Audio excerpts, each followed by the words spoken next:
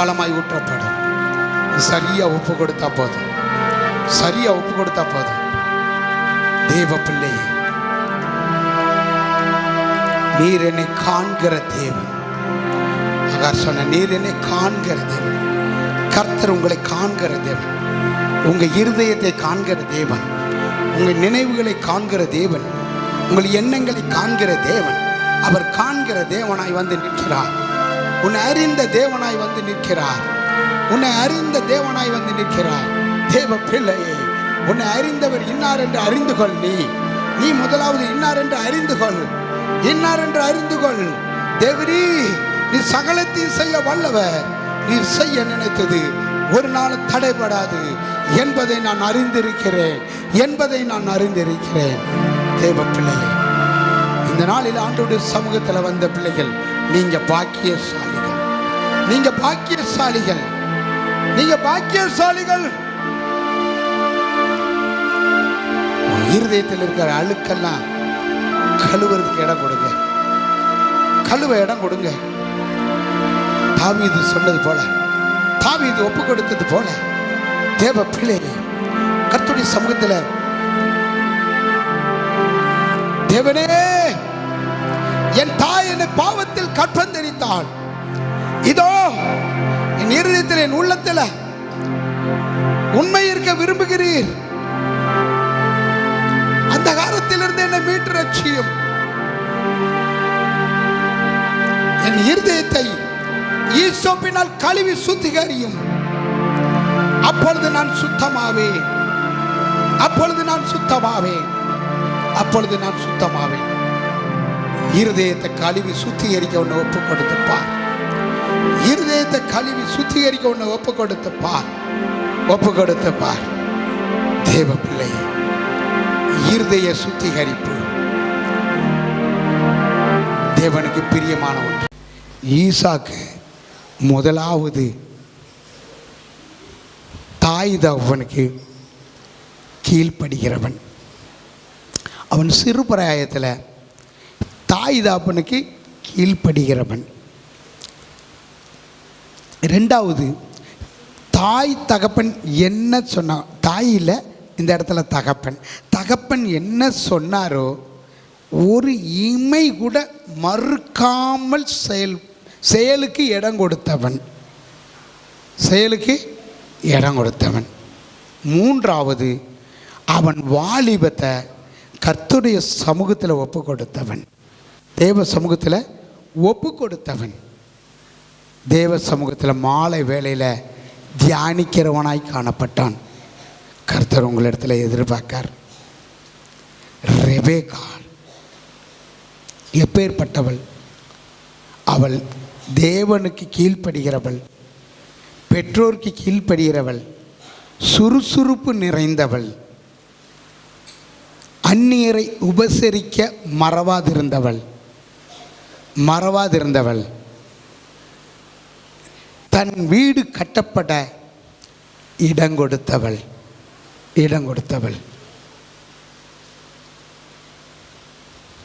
கனம் பண்ணுகிறவள், மரியாதை செலுத்துகிறவள், கனம் பண்ணுகிறவள். வாலிப பிள்ளைகளே, இதனை சிந்தித்துப்பார், இதனை சிந்தித்துப்பார். சரியா ஒரு வேளை சொல்லிட்டாரு பிள்ளைகளுக்கு, வாலிபர்களுக்கு சரியா ஆவியானவர் பேசிட்டாருன்னு சொல்லி நீங்கள் எண்ணுகிறீர்களோ பேதம் திருப்புகிறது, உங்கள் பக்கமாக திரும்புகிறது. உங்கள் பிள்ளைகளை நீ கோபப்படுத்தாதிருங்கள். தாய் தகப்பன்மார்களே, பெற்றோர்களே, உங்கள் பிள்ளைகளை நீங்கள் என்ன செய்யக்கூடாதான்? கோபப்படுத்தக்கூடாதான். உங்கள் பிள்ளைகளுக்கு முன்பாக, ஏண்டா ரீனு, நீ ஒப்பு கொடுக்கலையாடா ஈசாக்கா, நான் இப்போ தான் பார்க்குறேன், நீ ஒப்பு கொடுக்கலையா? உன் வாழ்க்கையில் நீ ஈசாக்கா நான் ஒப்பு கொடுக்குறேன் ஏசப்பா அப்படின்னு சொல்லி ஒப்பு கொடுத்துரு. உங்கள் ஆசீர்வாதம்லாம் வேறு. அல்லேலூயா, அல்லேலூயா. ஆமாம், ஒப்பு கொடுத்தலன்னா அவனுக்கு என்னென்னு தெரியலைன்னு நினைக்கிறேன். அப்படி தானே? தெரியலை. முழங்கால் படிக்கிட்டு 2 கையும் மேலே தூக்கிட்டேன்னு, எசப்பா உமக்கு நான் கீழ்ப்படிஞ்சு உமட்ட என்னை சரண்டர் ஆக்கிட்டேன்னு அர்த்தம். அவ்வளோதான். அதுதான் முழங்கால் போட சொல்கிறது. இந்த நிற்காங்க பார்த்தியா, எதுக்கு ஏதோ தெரியாமல் நிற்காங்கன்னு நினச்சிட்டியா? போட்டுக்கோ, முழங்கால போட்டுக்கோ, போடு முழங்கால, உன் தொந்தி குறைஞ்சிரும். அல்லேலூயா. கர்த்தர் அதை விரும்புகிறார். கர்த்தர் அது ஒன்று நல்லா இருக்க விரும்புகிறார். அல்லேலூயா. நீ ஆக்டிவாக இருக்க விரும்புகிற. அவன் நல்லா ஆக்டிவானவன் தெரியுமா? உங்களுக்கு தெரியாது அவனை பற்றி. அவன் நல்ல சுறுசுறுப்பு உள்ளவன். இன்னும் ஒருத்தன் தப்பி ஓடிட்டான், எங்கன்னு ஆளை காணும். ஒருத்தனை காணும் பார்த்தீங்களா? ஆமாம், அடுத்த வாரம் வராமல் இருந்துறாங்க. வந்துடணும், எப்படினாலும் வந்துடணும், உங்களுக்கு தான் நல்லது. சோத்திரம். உங்கள் பிள்ளைகளை கோபப்படுத்தாதிருங்கள். உங்கள் பிள்ளைகளுக்கு முன்பாக நீங்கள் சாட்சியாக இருங்க. நீங்கள் என்ன செய்யணும்? இருக்கீங்களா? சாட்சியாக இருக்கீங்களா? இருக்கீங்களா இல்லையா? இல்லைன்னு முழங்கால் போட்டுருங்க. நான் இது வரைக்கும் சாட்சியாக இருக்கலை. நான் கோயில்ராஜ் பிரதர் முழங்கால் தான் போட போகிறாருன்னு பார்த்தேன். இப்படி முழங்காலா? பிள்ளைகளுக்கு முன்னாக நான் சாட்சியாக இருக்கேன், நான் என்னை ஒப்பு கொடுக்குறேன் அப்படின்னு சொல்லி முழங்கால் போட்டிங்கன்னா, இன்றோடு உங்ககிட்ட இருக்க கட்டு உடைக்கப்பட போகிறது, உடைபட போகிறது. பிள்ளைகளுக்கு முன்பாக நான் சாட்சியாக என்னை ஒப்பு கொடுக்குறேன். நான் இது வரைக்கும் பிள்ளைகளுக்கு முன்பாக தேவையில்லாத நான் பேசிட்டேன், தேவையில்லாத வார்த்தையை பேசிட்டேன். அது நிமித்தம் என் பிள்ளைகள் எங்கள் சாட்சியை ஏற்றுக்கிறது இல்லை. பிள்ளைகளும் வழி விலகுறாங்க. இனி நான் அப்படி இருக்க மாட்டேன். பிள்ளைகளுக்கு முன்பாக நான் ஞானமாக பேசுவேன், ஞானமாக இருப்பேன், சாட்சியாய் வாழ்வேன், சாட்சியாக இருப்பேன். நீ ஒப்பு கொடுத்து பாருங்க, ஒப்பு கொடுத்து பாருங்க. இப்போ உங்கள் குடும்பம் என் குடும்பம் எப்படி இருக்கும் தெரியுமா? உங்கள் குடும்பம் என் குடும்பம் எப்படி இருக்கும் தெரியுமா? எப்படி இருக்கும் தெரியுமா? நீங்கள் எதை சிந்திக்கிறீங்க? ஆவியானவர் உங்களோடு பேசுவாரானால், எசப்பா இதுவரைக்கும் நான் உமக்கு சாட்சி இல்லாமல் இருந்துட்டேன், பிள்ளைகளுக்கு முன்பாக சாட்சி இல்லாமல் இருந்துட்டேன், என்னை மன்னிச்சிருங்க. நான் இப்பொழுது நானும் என் வீட்டாருமோ வென்றால் கர்த்தரையே சேவிப்போ. கர்த்தரை சேவிக்கிற குடும்பமாய் என்னை அர்ப்பணித்து ஒப்புக்கொடுக்கிறேன். நானும் என் வீட்டாருமோ வென்றால் கர்த்தரையே சேவிப்போ. நீயும் சேவிப்பாயா, நீயும் சேவிப்பாயா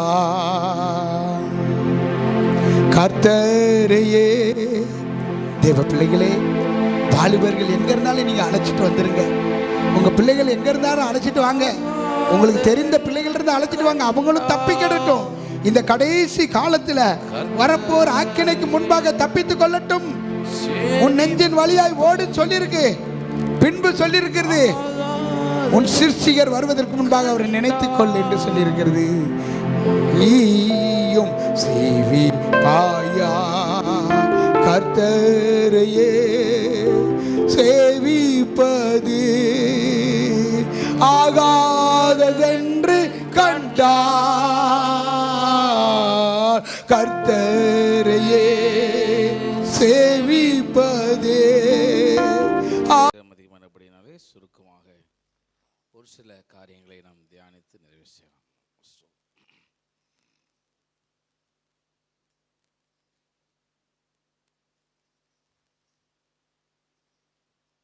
கண்களை மூடி ஒரு நிமிஷம் தலைகளை தாழ்த்தி செபித்து வார்த்தைக்கு நிறைய கடந்து.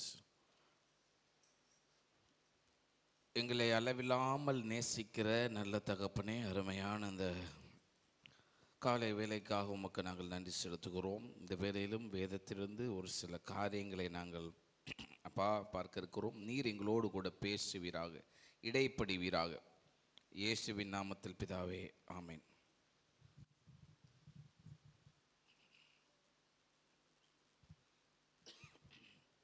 ஒன்று ராஜாக்களின் புஸ்தகம்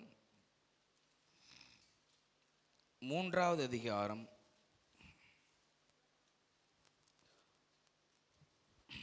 12வது வசனத்தை வாசிப்போம். உன் வார்த்தைகளின்படி செய்தேன், ஞானமும் உணர்வும் உள்ள இருதயத்தை உனக்கு தந்தேன், இதிலே உனக்கு சரியானவன் உனக்கு முன் இருந்ததும் இல்லை, உனக்கு சரியானவன் உனக்கு பின் எழும்போதும் இல்லை. ஹல்லேலூயா, ஹல்லேலூயா. இந்த வார்த்தைகளை ஆண்டவர் யாரை பார்த்து சொன்னார்?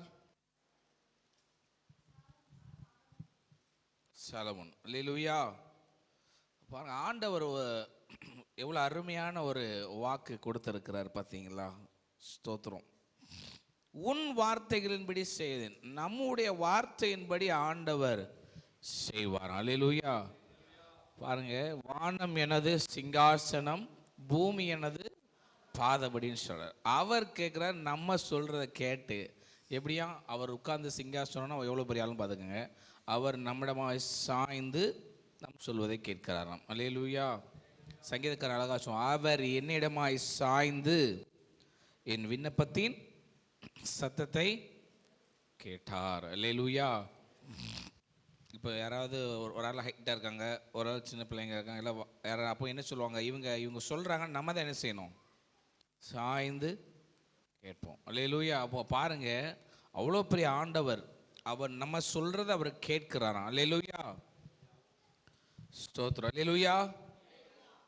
அப்போ அருமையான ஒரு வார்த்தையை சொல்ற. அப்போ ஆண்டவர் என்ன செய்கிறாருன்னு சொன்ன பாருங்க, ஞானமும் உணர்வும் உள்ள இருதயத்தை உனக்கு தந்தேன், இதிலே உனக்கு சரியானவன் உனக்கு முன்னாடியும் இருந்ததில்லை, உனக்கு பின்னாடியும் இருந்ததில்லைன்னு சொல்லி. அப்போ ஆண்டவர் ஒரு காரியத்தை சாலமோன் யோசிக்கிறார். நீங்கள் நல்லா புரிஞ்சுக்கொள்ளணும்.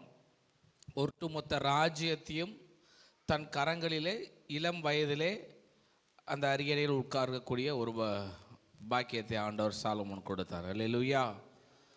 அப்போ அந்த சாலமோன் கேட்கறதுக்கு முன்னாடியே ஆண்டவருக்கு தெரிஞ்சிருந்தார். அல்லேலூயா. இவன் தான் இந்த ஸ்தானத்தில் வைக்க வேண்டும் என்று ஆண்டவர் ஏற்ற வேலையில் சாலமோனை உயர்த்தி வைத்திருந்தார். அப்போ இந்த சாலமோன் நைட்டு நல்ல தூங்கும் பொழுது, எப்படி நல்ல தூங்கும்போது ஆண்டவர் ஒரு காரியத்தை கேட்கிறார். அல்லேலூயா. மனசில் நினச்சிருக்கலாம், இவ்வளோ பெரிய காரியத்தை கையில் கொடுத்துருக்குறாங்களே. நீங்கள் நல்லா பாருங்கள், எல்லா நாட்டிலையும் பிரசிடென்ட் எல்லாம் வயசானவங்கள தான் இருப்பாங்க. அல்லேலூயா. ஆமாவா இல்லையா? ஏன் முறைச்சி பார்க்குறீங்க? அல்லேலூயா. ஆமாவா? இது விட்டு விட்டு கேட்குது, பேட்டரி இருக்கும்.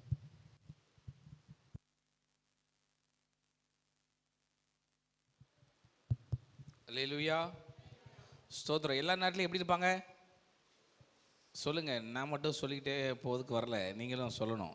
அல்லேலூயா. அப்போது எல்லா நாட்டிலையுமே வயசானவங்களுக்கு தான் ஒரு பெரிய போஸ்டிங். இப்போ ராஜாவாக இருக்கணும்னா அதுக்கு ஒரு தகுதி வேணும். ஆமாவா இல்லையா? எங்கேருந்து யார் அம்பு எய்வா, எப்படி, அதெல்லாம் தடுக்க தெரிய வேண்டாமா? சும்மா உட்கார வச்சா போதுமா? அல்லேலூயா. எப்படா அடுத்த அந்த பொசிஷனுக்கு வரலான்னு சுற்றி இருக்கிறவங்கலாம் நினச்சிட்டே இருப்பான். அப்போ எந்த எதிரி எப்போ தாக்குனாலும் எல்லாத்தையும் அதை ஃபேஸ் பண்ணக்கூடிய வாழ்வீச்சு, ஈட்டி வீச்சுன்னு நிறைய சொல்கிறாங்களே, எல்லா கலையிலையும் அவன் சிறந்தவனாக இருக்கணும். அப்படி தானே?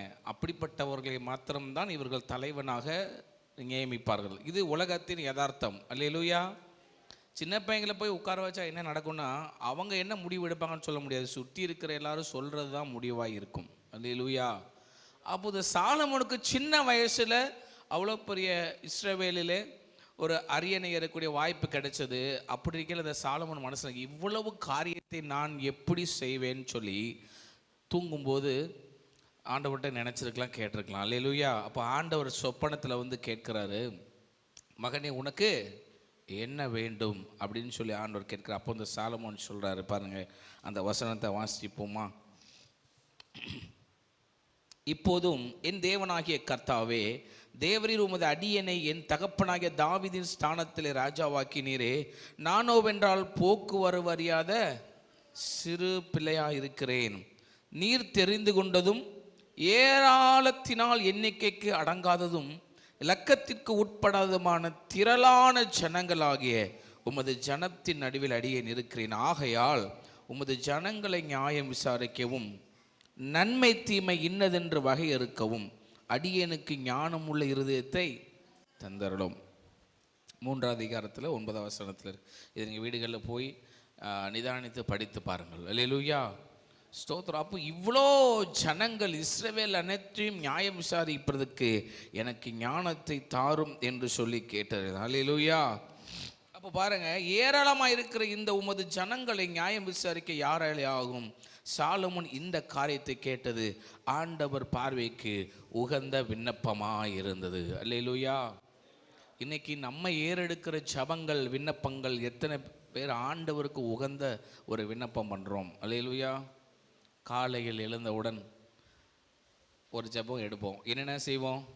நமக்கு, குடும்பங்களுக்கு, பிள்ளைகளுக்கு, பார்க்குற வேலைக்கு, அப்புறம்தான் விசுவாச பிள்ளைங்கள், ஊழியக்காரங்க எல்லாரையும் ஒரு லைனில் கொண்டு வந்து நம்ம ஜெபிப்போம். அல்லேலூயா. தவறுன்னு சொல்லலை. ஏன்னு சொல்லணும், நம்ம ஜெபிக்கிற ஜெபங்கள் கருத்தாக இருக்கணும். அது ஆண்டவருக்கு ஏற்ற விண்ணப்பமாக இருக்க வேண்டும். அல்லேலூயா. நிறைய வேலையில் நம்ம பாட்டில் ஜெபம் பண்ணுவோம், ஆண்டவரும் ஒன்று கேட்டுட்டு தான் இருப்பார். அல்லேலூயா.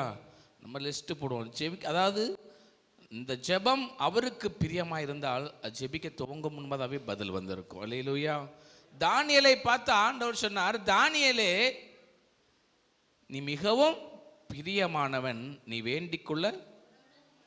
பார்த்தீங்களா, ஜெபம் பண்ணுறதுக்கு முன்னாடியே ஆண்டவர் உங்களுக்கு சாங்ஷன் பண்ணிடுவார், கையெழுத்து போட்டு. அல்லேலூயா. அப்போது நம்ம ஆண்டவருக்கு பிரியமான நடக்கும்போது நம்ம சொல்லாமலே அவர் என்ன செய்வார், நமக்கு என்னென்ன தேவை என்பதை சரியான நேரத்தில் செய்து கொண்டே இருப்பார். விசுவாசிக்கிறீங்களா? நல்ல கரங்களை தட்டி அவருக்கு மகிமை செலுத்தும். நல்ல உற்சாகமாக கரங்களை தட்டி மகிமைப்படுத்தும். அல்லேலூயா. அப்போ முதலாவது நம் ஏறெடுக்கிற ஜெபம் ஆண்டவருக்கு உகந்ததாக இருக்கும்போது, அவன் பாருங்க, நம்மகிட்ட கேட்டான்னு சொல்லியிருப்பேன், நான் ஆண்டவரை கார் வாங்கி 20 வருஷம் ஆச்சு, ரொம்ப பழசாச்சு, எனக்கு ஒரு புது காரை தாங்க. நான் குடியிருக்கிற வீடு ரொம்ப வசதியில், யாரும் வந்தால் போனால் தங்கிறதுக்கு வசதி இல்லை ஆண்டவர், எனக்கு ஒரு வீடு தாங்க. அப்போ என்னோட பாருங்க, நம்மளுடைய பார்வை குறுகியதாக இருக்கிறது. அதான் சொல்கிறேன். அல்லேலூயா. எனக்கு ஒரு அரசாங்க வேலையை தாங்க, நியாயம். நேற்று எக்ஸாம் எழுதியிருப்போம், எனக்கு ஒரு அந்த குரூப் 4ல் ஒரு வேலையை தாங்க ஆண்டவரே, இது நிமித்தம் கேட்கிறது தவறு கிடையாது. அல்லேலூயா. ஆனால் ஆண்டவர் உங்களை இந்த நோக்கத்துக்கு தான் வச்சிருக்கிறாரா, அது அறிஞ்சிக்கணும். அல்லேலூயா. உங்களை கொண்டு பூமியிலே ஆண்டவர் என்ன அவர் பெருசாக நினச்சிருப்பார், இதை விட. அல்லேலூயா. இதை விட பெருசாக நினச்சிருப்பார். நம்ம குறுகிய மனப்பெயர்மோடு நம்ம என்ன ஜெபிக்கிற ஜெபம், ஆண்டவரே உங்கள் சித்தம்னு சொல்லிட்டோன்னா நம்ம வாழ்க்கையில் இருந்த ப்ராப்ளம். அவர் கரெக்டான நேரத்தில் செய்வார். உங்களுக்கு என்ன தேவை என்பதை அவர் சித்தத்தின்படி உங்கள் வாழ்க்கையில் அவர் செய்ய வல்லவர். அல்லேலூயா. அதனால தான் நிறைய பரிசுத்தவான்களோட ஜெபம் அவங்கெல்லாம் ரொம்ப இல்லை, எப்படி ரொம்ப போராடி கெஞ்சி கதறி கேட்கறது இருக்குது. எல்லா நேரத்துலையும் கதறிக்கிட்டே இருப்பீங்களா? கொஞ்சம் சொல்லுங்கள். நேரம் ஆகிட்டுன்னு பார்க்கிங்களா? சீக்கிரம் முடிச்சிடலாம். அல்லேலூயா. அப்போ எல்லா நேரத்துலையும் போய் நீங்கள் அழுதுகிட்டே இருந்தால் தகப்பனுக்கு அது அடுக்குமா? பிள்ளை இருக்குது, எப்போ பார்த்தாலும் என்ன வந்தாலும் வந்து நான் கேட்கறதெல்லாம் வாங்கி கொடுக்குறேன், அது இருக்கட்டும். ஓயாமல் வந்து அழுதுகிட்டே இருந்துச்சுன்னா என்ன செய்வீங்க? எரிச்சல் படுவீங்களா மாட்டீங்களா? சொல்லுங்கள். ப்ராக்டிக்கலாக திங்க் பண்ணி பாருங்களேன். எதுக்கு அழுதுன்னு ஒரு காரியம் வேண்டாமா? அதுபோல் ஆசைப்பட்டதெல்லாம் கேட்டால் நீங்கள் வாங்கி கொடுப்பீங்களா? உங்கள் உடம்புக்கு அது கேடுன்னு என்ன செய்ய மாட்டீங்க, கொடுக்க. இப்படி தான் நம்ம நிறைய நேரம் ஆண்டவர் இது உங்கள் சித்தம், ஆண்டவர் இதை தாரும்னு சொல்லி அழுது கேட்கிறோமே தவிர அது ஆண்டவருக்கு சித்தமா இல்லை அது நமக்கு அது பிரயோஜனமானு நம்ம யோசித்து பார்க்கணும். அல்லேலூயா. இப்படி தான் நிறைய வேலைகளில் நம்ம வந்து ஆண்டவர்கிட்ட விண்ணப்பம் வைக்கிறோமே தவிர அது நிராகரிக்கப்படுதா ஏற்றுக்கொள்ளப்படுதா இல்லை அது பதிலே வரலன்னு வச்சுக்கோங்களேன், அதுக்கு அழுது நம்ம இன்னும் அழுது ஃபாஸ்டிங் போட்டு நம்ம ஜெபிப்போம். அல்லேலூயா. ஸ்தோத்திரம். சொல்கிறது புரியுதா எல்லாருக்கும் தம்பிமார்? ஆமாம். நம்ம ஜெபம் கருத்தாக சுருக்கமாக எதை சொல்லணுமோ நம்ம சொல்கிறதுக்கு முன்னாடி அவளுக்கு தெரியும் இப்போ என்னென்ன வேணுங்கிறது. நம்ம சொல்லிக் கொடுக்குற பிள்ளைங்களுக்கு தேவையான சந்தேகம். அப்போ பாருங்கள், அவர் உங்களை பிள்ளைகளாய் வைத்திருக்கிறாரானால் நீங்கள் விசுவாசித்து ரட்சிக்கப்பட்டு சபையில் நாட்டப்பட்டு அவருடைய பிள்ளைகளாக நீங்கள் இருப்பீங்கன்னா நீங்கள் எதையும் கேட்காம அவரே உங்களுக்கு கொடுப்பாரு. அல்லேலூயா. உண்மையா? உண்மையாக ஆமென் சொல்லுங்கள். நீங்கள் கேட்காம என்ன செய்வார்? உங்களுக்கு ஏற்ற வேலைகளிலே அனைத்தையும் உங்களுக்கு தந்து உங்களை ஆசீர்வதிக்கிற தேவன். அல்லேலூயா. அல்லேலூயா. ஸ்தோத்திரம். அப்போ பாருங்க, சாலமோன் ஞானத்தை கேட்டபடினால, கர்த்தரின் பார்வைக்கு உகந்த விண்ணப்பமா இருந்தபடினால, அவர் ஞானத்தை மாத்திரமல்ல, அதனோடு பாருங்க எவ்வளோ பெரிய லிஸ்ட் ஆண்டவர் கொடுக்குறான்னு சொல்லி அந்த பாருங்க 13 வசனம் 1 ராஜாக்கள் 3:13 வாசிக்கிறேன். இதுவும் அன்றி நீ கேளாத ஐஸ்வர்யத்தையும் மகிமையையும் உனக்கு தந்தேன். அல்லேலூயா. கேட்டது ஞானம், ஆனால் பாருங்க கூட ஆண்டவர் என்ன கொடுக்குறாராம்? ஐஸ்வர்யமும் மகிமையும் உனக்கு தந்தேன். மகிமைனா க்ளோரி. நம்ம நினைப்போம் ஆண்டவர் நீங்கள் மாத்திரம் மகிமைப்படுவீராக, அவர் நம்மளை மகிமைப்படுத்துகிறவர். அல்லேலூயா, அல்லேலூயா. ஐஸ்வர்யம் அதில் பார்த்தீங்கன்னா சாலமோனை போல அப்போ செல்வந்தராக இருந்தது யாரும் கிடையாது, முன்னாடியும் கிடையாது பின்னாடியும். பார்க்குறவங்கெல்லாம் ஞானத்தை கேட்டு வந்து பொன்னையும் விரலையும் வெள்ளியும் எல்லாத்தையும் சொல்லி கொடுத்துட்டு போகிறாங்க. அல்லேலூயா, அல்லேலூயா. இப்போ சொல்லுங்க, நீங்கள் ஆண்டவர்கிட்ட கேட்டது உங்களுக்கு வேணுமா, கேட்காதது வேணுமா? சொல்லுங்களேன், சொல்லுங்க. ஏங்க நீங்கள் ஏதாவது ஒன்று கேட்டு பெற்றுக்க விரும்புகிறீங்களா, இல்லை கேட்காததெல்லாம் ஆண்டவர்கிட்ட நீங்கள் பெறணும்னு விரும்புகிறீங்களா? விளங்குதா? ரெண்டு வேணுமா? அப்போ ஐஸ்வர்யமும் தாங்க ஆண்டவர் இதுன்னு கேட்டார்னா அவர் அல்லேலூயா. இதுதான் சாமர்த்தியம். நீங்கள் நல்லா புரிஞ்சுக்கணும். ஒரு வீட்டில் 2 பிள்ளைங்க இருக்குன்னா, சொன்ன உடனே கீழ்ப்படுகிற பிள்ளை ஈஸியாக பெற்றுக்கும், சொன்ன உடனே கேட்காத பிள்ளைங்க என்ன செய்யும்? ஆனால் அதை கொடுப்பாங்க. அல்லேலூயா. எந்த கேட்டகரியில் நம்ம மாறோம்? ஆண்டவருக்கு நம்ம உகந்த பிள்ளையாக இருந்தால் நம்ம கேட்டது வாயை திறந்து சொல்கிறதுக்கு முன்னாடி என்ன செய்யும்? கிடைச்சிரும். இல்லாட்டா அழுத்துக்கு முட்டு ஏசா கேட்குறான் பார்த்தீங்களா?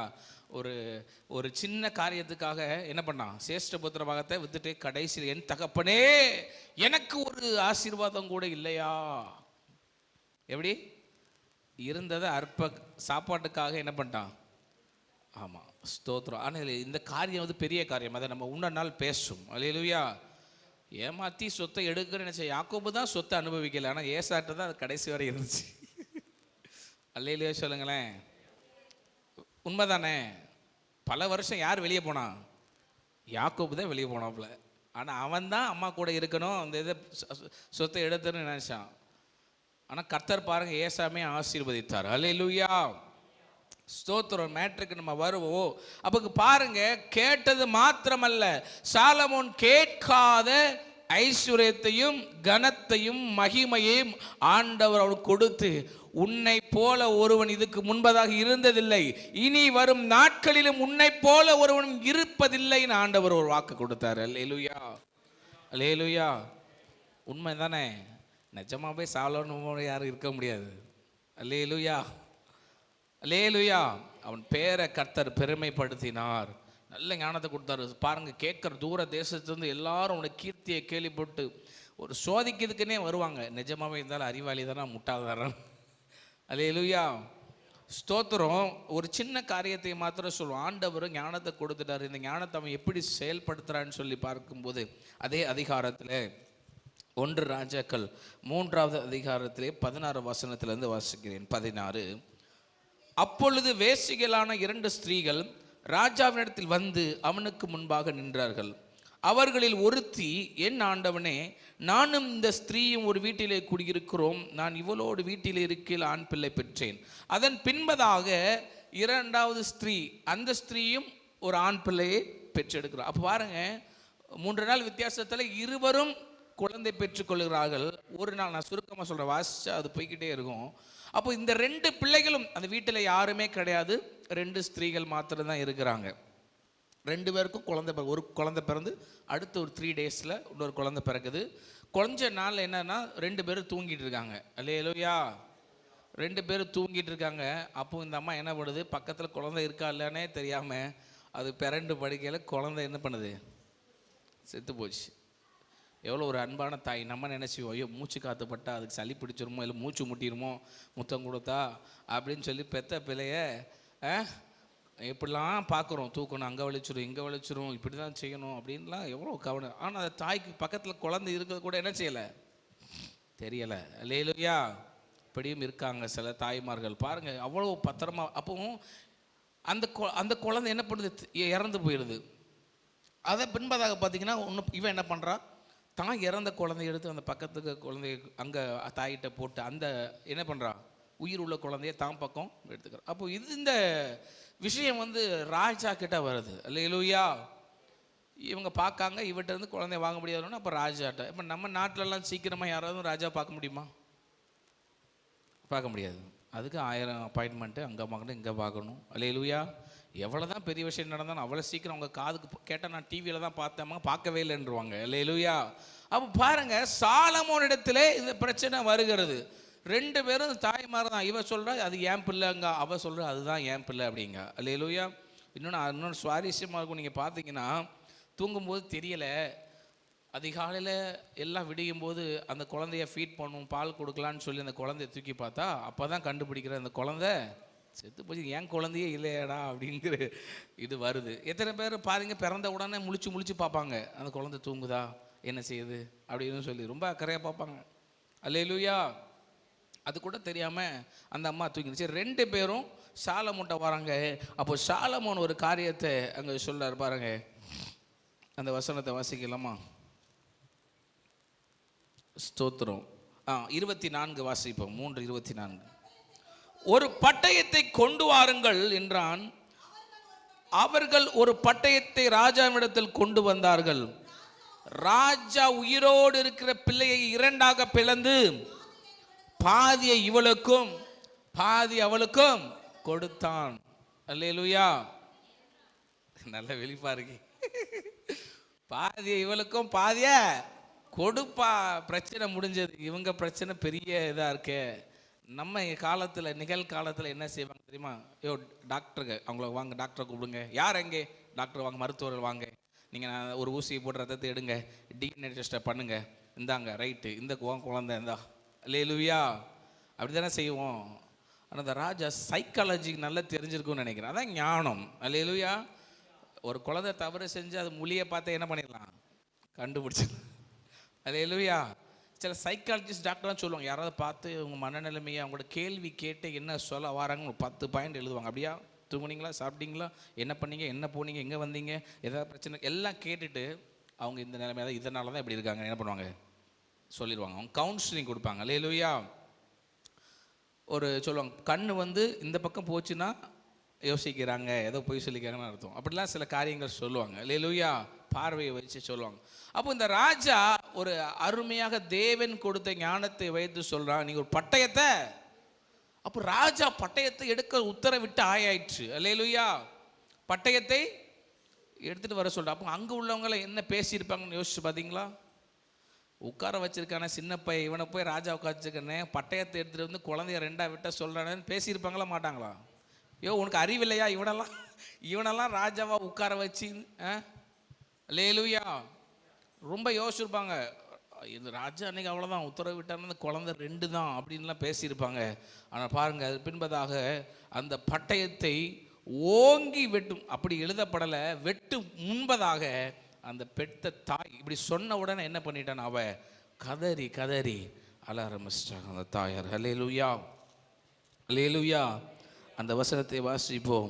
அப்பொழுது உயிரோடு இருக்கிற பிள்ளையின் தாய் தன் பிள்ளைக்காக அவள் குடல் துடித்ததினால், எப்படி பெத்த வயிறு 10 ஏரியோன்னு சொல்லுவாங்க, அந்த பிள்ளை உயிரோடு வாழ்ந்தா போதும், நான் வளர்க்காட்டியும் பரவாயில்ல, அவகிட்டே வளரட்டும் அப்படின்னு சொல்கிற மாதிரி ராஜாவை நோக்கி, ஐயோ என் ஆண்டவனே, உயிரோடு இருக்கிற பிள்ளையை கொல்ல வேண்டாம், அதை அவளுக்கே கொடுத்து விடும் என்றாள். சரி, இவன் என்ன சொல்கிறான், அவட்ட குழந்தைய கொடுத்துருங்க. ஆனால் அவன் என்ன சொல்கிறானா, வளர்க்கேன்னு சொல்கிறாளா?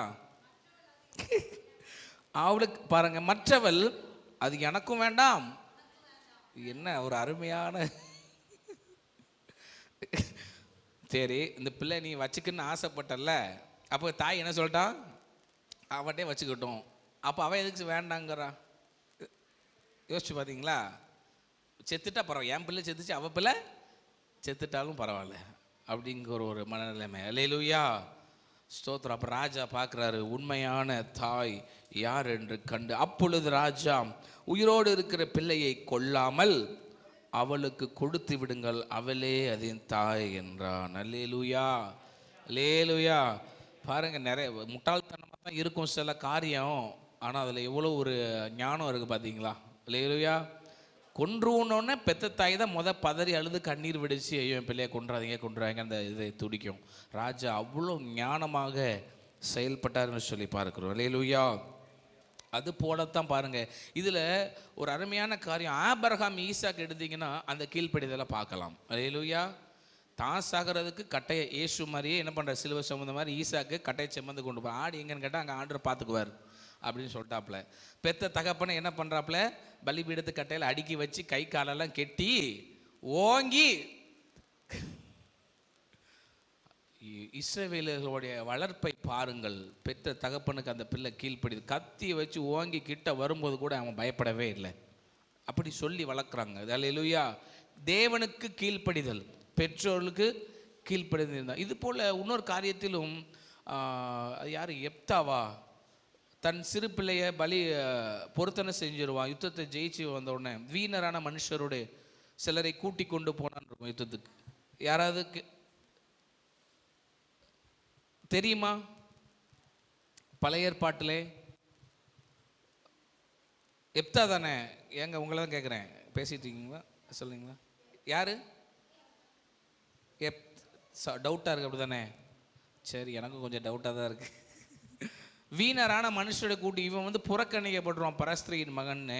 அப்புறம் பார்த்தா யுத்தத்தில் நீ தான் தலைமை தாங்கணும்னு சொல்லி அவன் தலைமையில் போய் ஜெயிச்சுட்டு வருவாங்க. ஜெயிச்சுட்டு வந்து சொல்லுவான், ஆண்டவரே நான் ஜெயித்து வரும்பொழுது என் கண்களுக்கு முன்பதாக எது வருதோ அதை தகன பலியாக. அவன் பொண்ணே ஓடிடுவா, எங்கள் அப்பா ஜெயிச்சிட்டாருன்னு.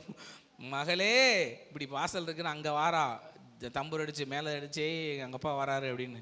ஆனால் பார்த்தா அவன் முன்னாடி வரா. அல்லேலூயா, ஸ்தோத்திரம்.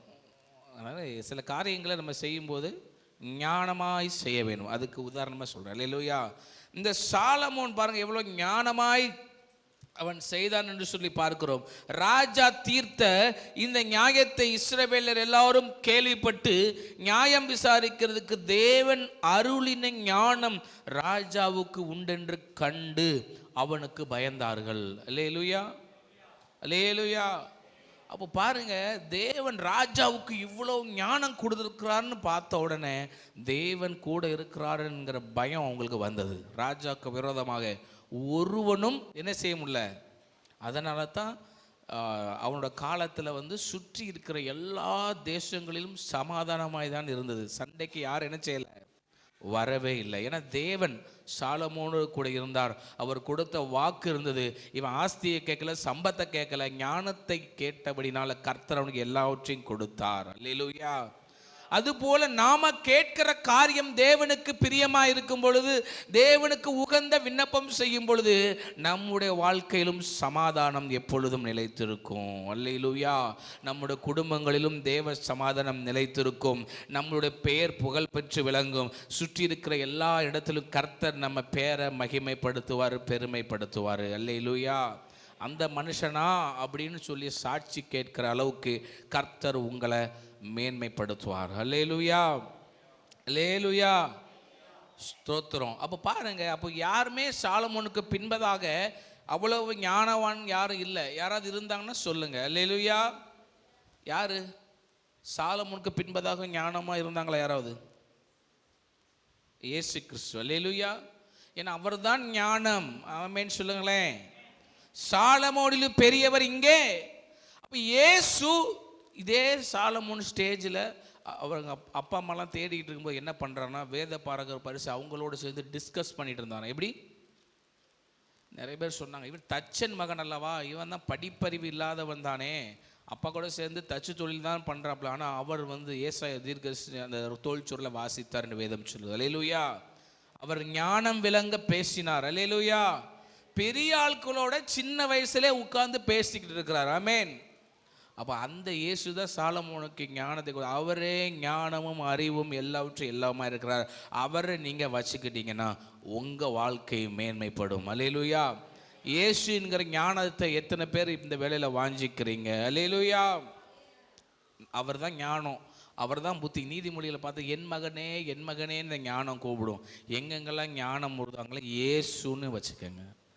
அல்லேலூயா, பாருங்க, அது மேடை போட்டு கூப்பிடுது, புத்திகினை நோக்கி இங்கே வான்னு கூப்பிடுது.